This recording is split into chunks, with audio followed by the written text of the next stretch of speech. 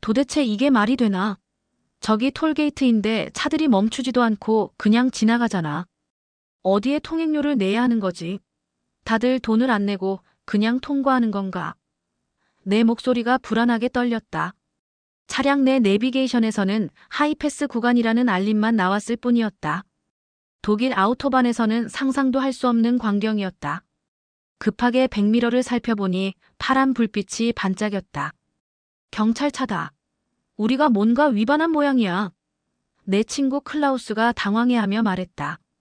우리는 한국의 고속도로 시스템을 연구하러 왔는데 첫날부터 교통법규 위반으로 붙잡히는 것인가? 안녕하세요. 저는 독일 미넨 공과대학 교통시스템 연구소의 마틴 슐츠입니다. 저는 미래 도시의 스마트 교통 인프라를 연구하는 전문가로 현재는 독일 최대 교통 컨설팅 회사인 모빌리티 이노베이션에서 글로벌 교통 시스템 벤치마킹 팀장을 맡고 있습니다. 오늘은 제가 우연히 발견한 한국의 혁신적인 교통 시스템과 그것이 제 인생과 독일의 교통 정책을 어떻게 변화시켰는지에 대한 이야기를 들려드리고자 합니다. 여러분의 따뜻한 응원과 조언을 댓글로 남겨주시면 큰 힘이 될 것 같습니다. 또한 이 영상이 마음에 드신다면 구독과 좋아요 부탁드립니다. 그럼 제 이야기를 시작하겠습니다. 저는 독일 미넨에서 태어나고 자란 마틴 슐츠라고 합니다. 어릴 때부터 자동차와 도로, 교통 시스템에 큰 관심이 있었습니다.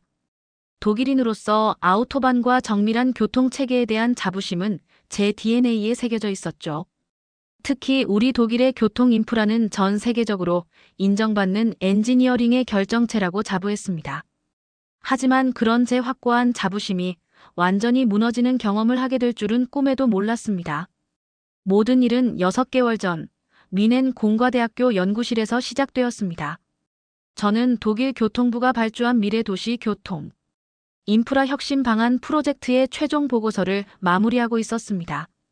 독일의 교통 시스템은 효율성과 안전성 면에서 세계 최고 수준이라는 자부심으로 보고서를 작성했지만 새로운 혁신 사례가 필요했습니다. 다른 국가들의 사례도 조사해볼까? 생각하며 인터넷 검색을 시작했습니다. 그때 우연히 발견한 한 영상. 한국의 스마트 교통 시스템이라는 제목의 짧은 다큐멘터리였습니다. 호기심에 영상을 클릭했고 그 순간부터 저의 세계관이 뒤흔들리기 시작했습니다. 영상에서는 한국의 컬러레인 시스템이 소개되고 있었습니다.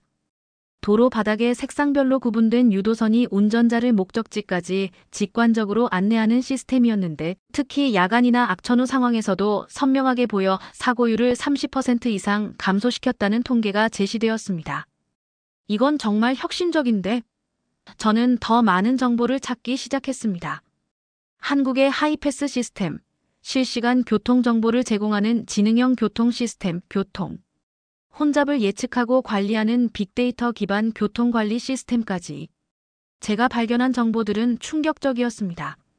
한국은 이미 독일이 이제 막 연구 중인 많은 기술들을 실제 도로에 적용하고 있었던 것입니다. 특히 눈길을 끈 것은 한국의 교통사고 감소율이었습니다. 최근 5년간 한국의 교통사고 사망자 수는 45% 감소했는데 같은 기간 독일은 단 12%에 그쳤습니다. 어떻게 이런 결과가 나올 수 있지? 저는 의구심과 함께 더 깊이 파고들었습니다. 그리고 며칠간의 조사 끝에 결론을 내렸습니다. 직접 가서 확인해 봐야겠다. 그렇게 저는 회사에 한국 출장을 제안했습니다. 처음에 상사는 회의적이었습니다. 마틴, 독일이 교통 시스템에서 배울 게 있을까? 우리는 이미 세계 최고의 기술을 가지고 있지 않나? 라며 의아해했습니다. 하지만 제가 수집한 자료와 통계를 보여주자 그의 표정이 변했습니다. 좋아, 한번 가보게. 하지만 구체적인 적용 방안과 함께 돌아오길 바라네. 이렇게 저의 한국 탐방이 시작되었습니다. 출장을 결정한 날부터 한국에 대한 정보를 수집하기 시작했습니다. 같은 회사의 동료이자 오랜 친구인 클라우스 베버에게 동행을 제안했고 그는 기꺼이 응했습니다. 클라우스는 교통공학 박사과정을 밟고 있는 연구자이자 유명 기술 블로거였기 때문에 그의 시각과 분석은 이번 연구에 큰 도움이 될 것으로 생각했습니다.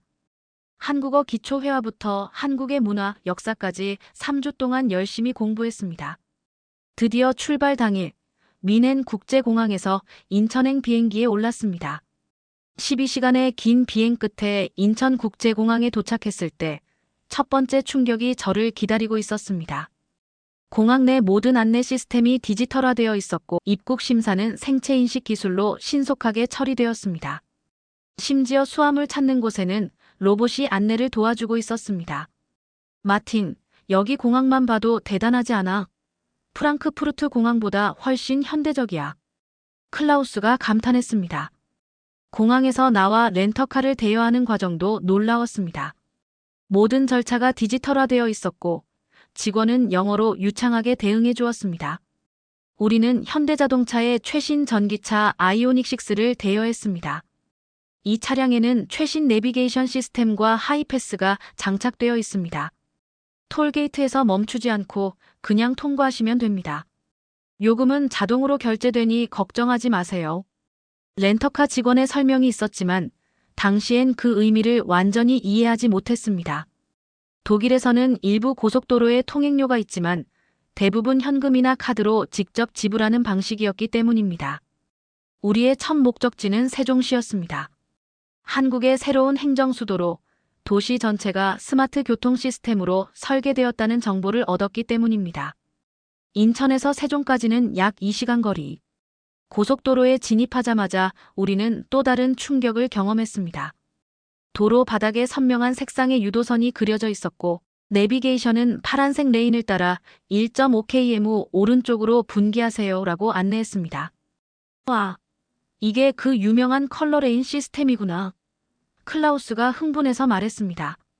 도로 위 전광판에는 실시간 교통정보와 사고정보, 날씨 정보까지 표시되고 있었습니다. 더 놀라운 것은 이 모든 정보가 우리 차량의 내비게이션과 실시간으로 연동된다는 점이었습니다.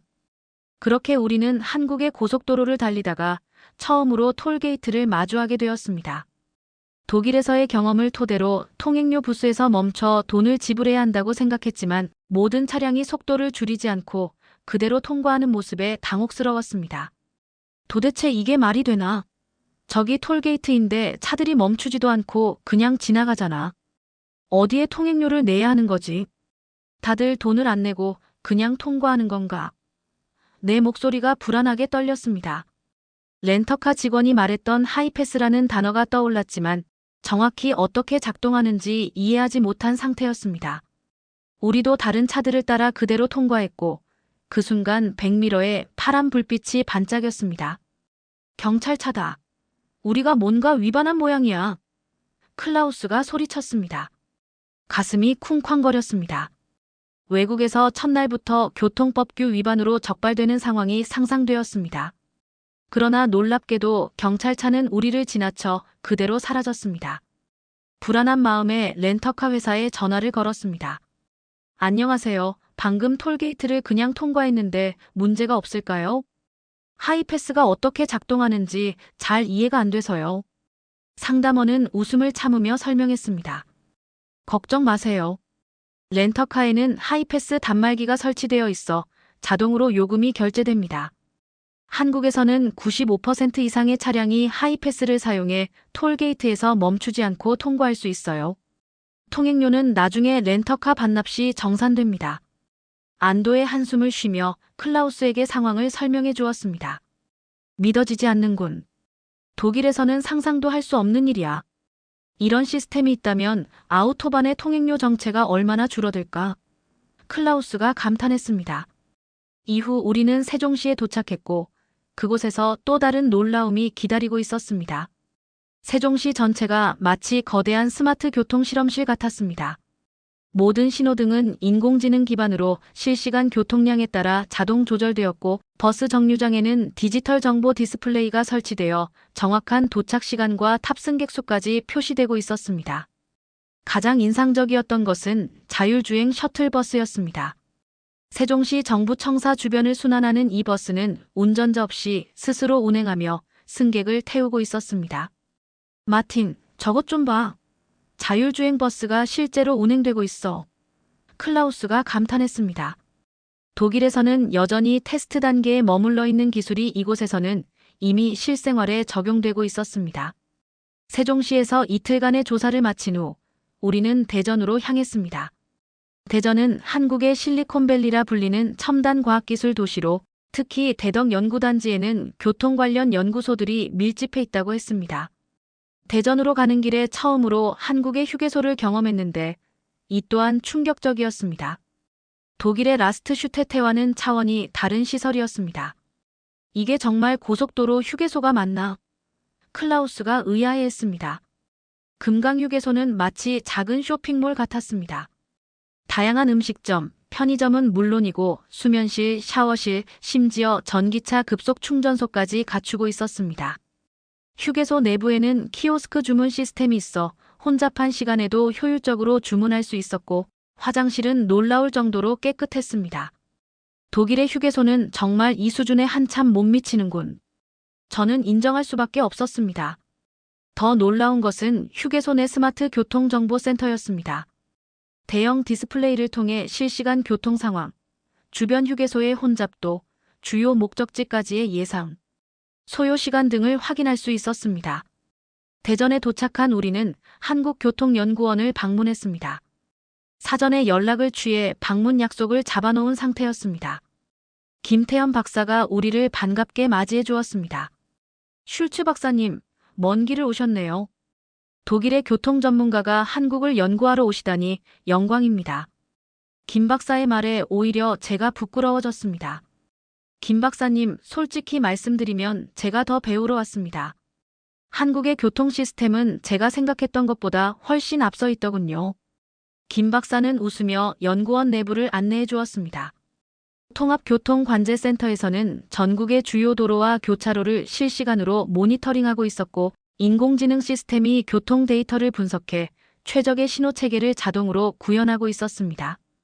우리는 빅데이터와 AI를 결합해 교통 혼잡을 예측하고 사전에 대응 방안을 마련합니다.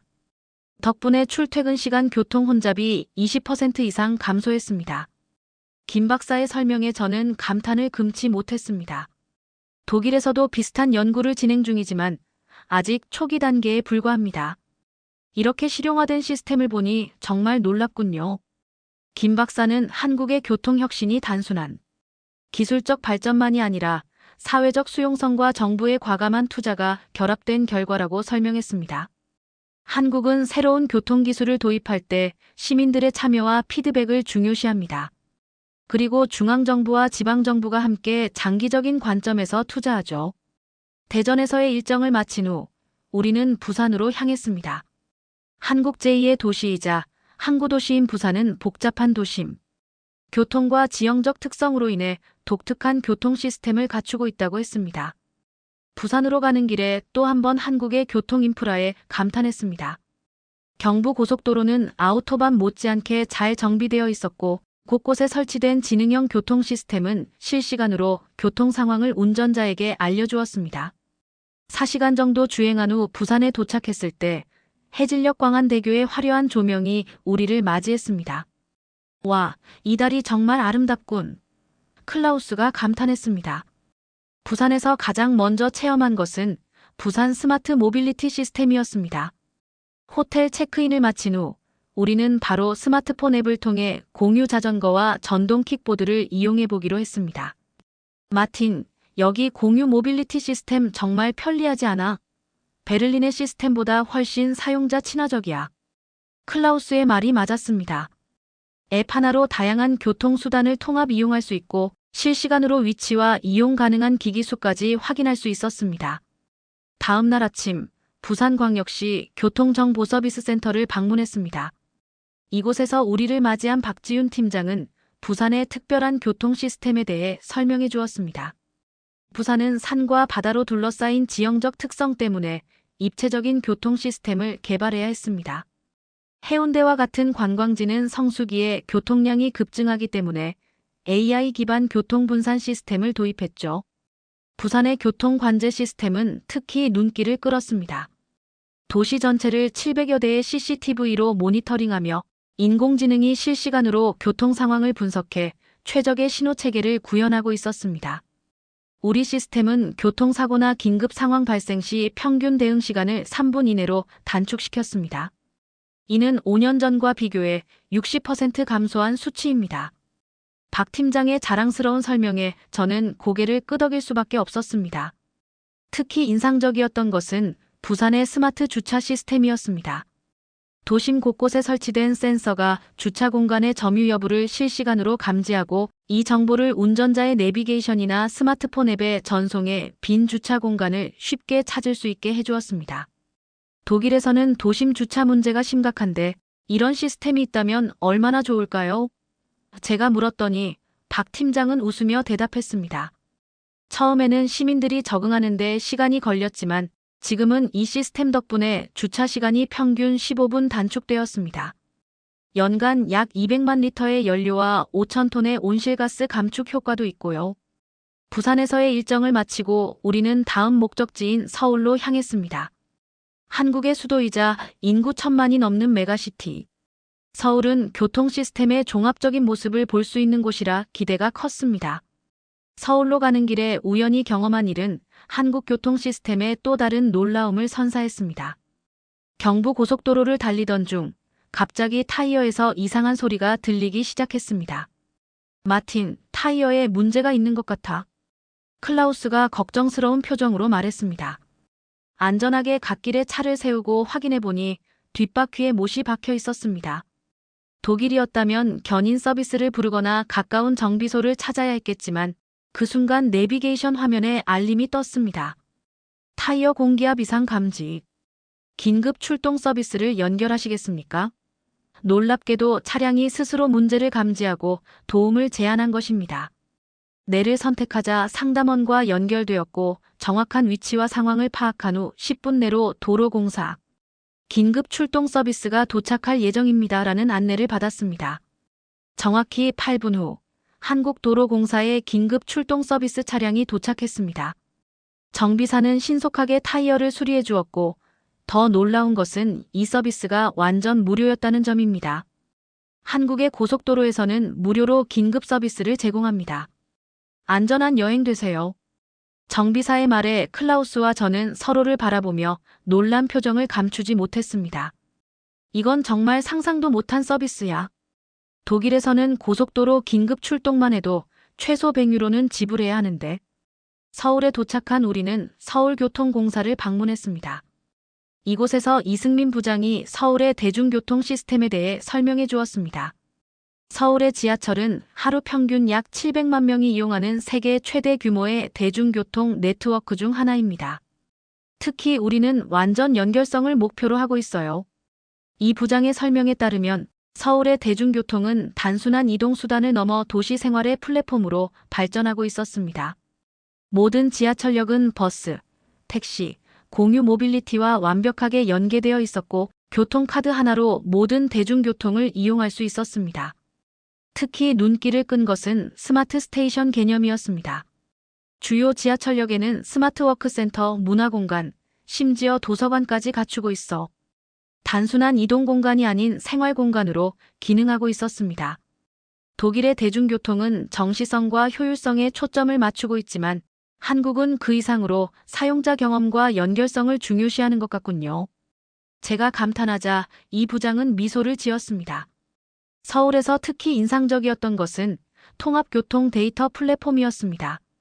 이 시스템은 서울 전역의 모든 교통 데이터를 실시간으로 수집하고 분석하여 최적의 교통정책을 수립하는 데 활용하고 있었습니다. 서울시 빅데이터 캠퍼스를 방문한 우리는 정호진 센터장으로부터 자세한 설명을 들을 수 있었습니다. 우리는 매일 5천만 건 이상의 교통 관련 데이터를 수집합니다. 지하철, 버스, 택시뿐만 아니라 개인 차량의 내비게이션 데이터까지 익명화하여 분석하죠. 정 센터장의 설명에 따르면 이 데이터는 단순히 현재 교통 상황을 파악하는 것을 넘어 미래 교통 패턴을 예측하고 선제적으로 대응하는 데 활용되고 있었습니다.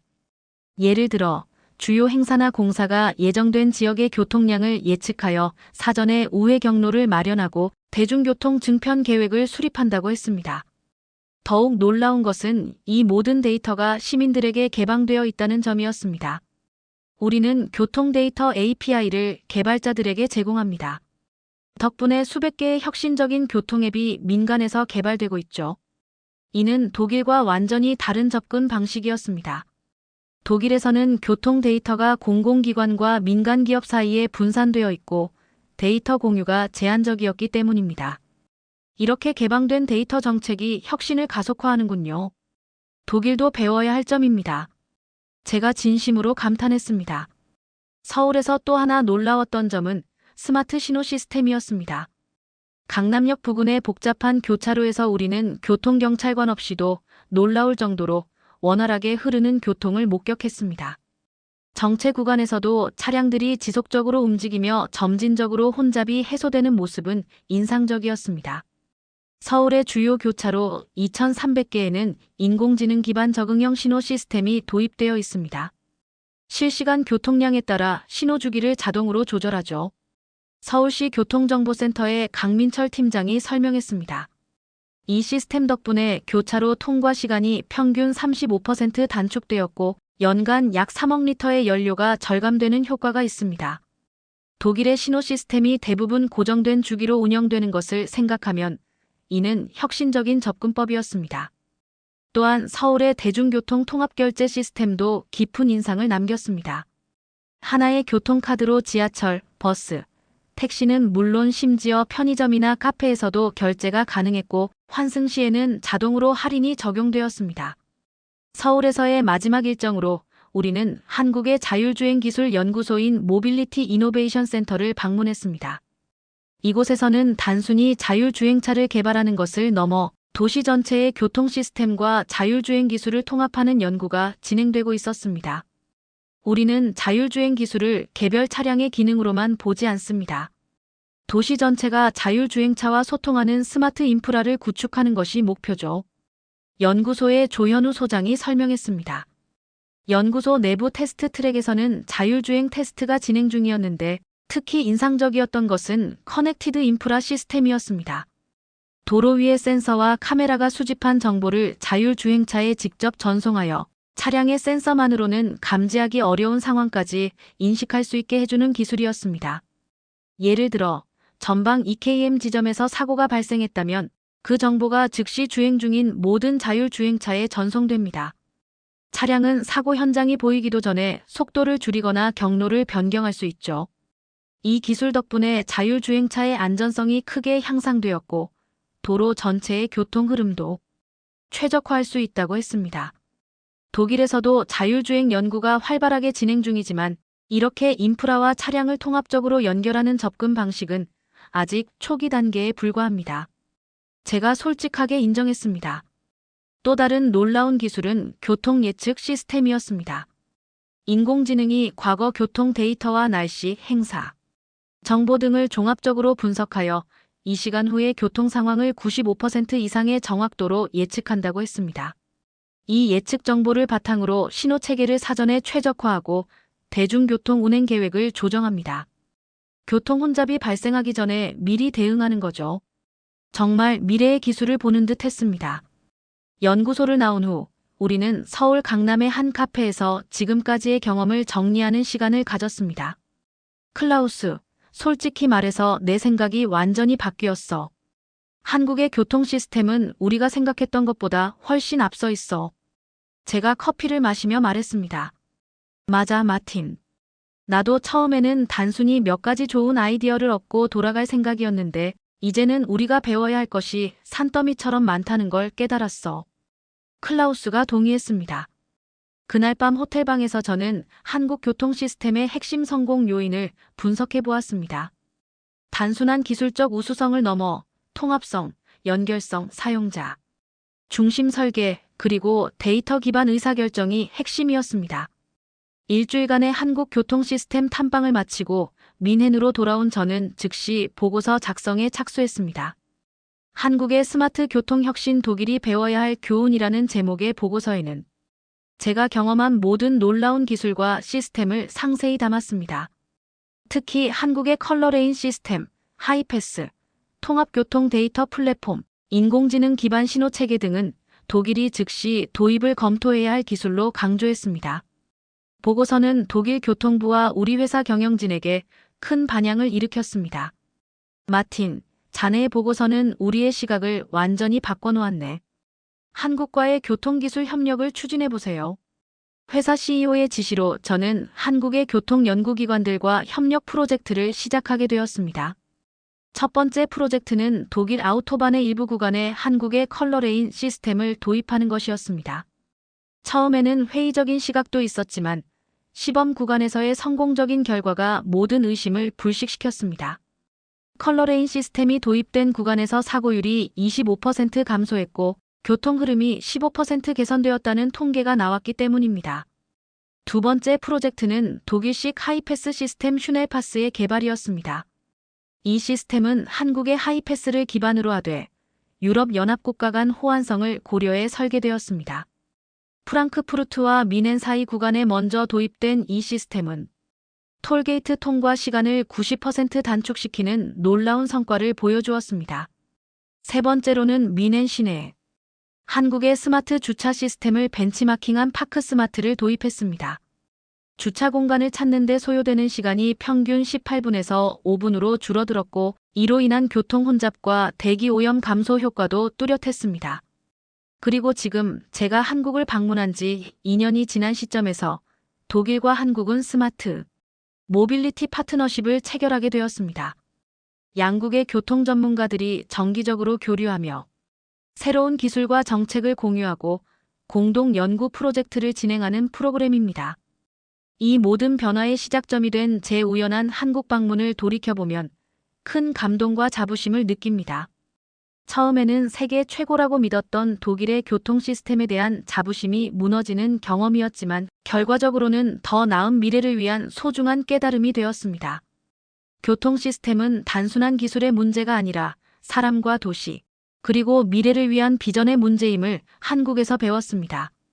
오늘도 저는 미넨 교통관제센터에서 한국의 기술을 접목한 새로운 시스템을 점검하고 있습니다. 창밖으로 보이는 도로 위에는 컬러레인이 선명하게 그려져 있고 교차로의 신호는 인공지능이 최적화하고 있습니다. 이 모든 변화는 한국이라는 작지만 위대한 나라에서 시작되었습니다. 여러분, 제 이야기가 마음에 드셨나요? 한국의 놀라운 교통 시스템과 기술력은 이제 전 세계가 주목하고 있습니다. 독일 사람인 제가 봐도 한국의 스마트 교통 기술은 세계 최고 수준임이 틀림없습니다. 열정과 혁신으로 세계를 선도하는 대한민국이 정말 자랑스럽지 않으신가요? 여러분의 따뜻한 응원과 조언을 댓글로 남겨주시면 큰 힘이 될 것 같습니다.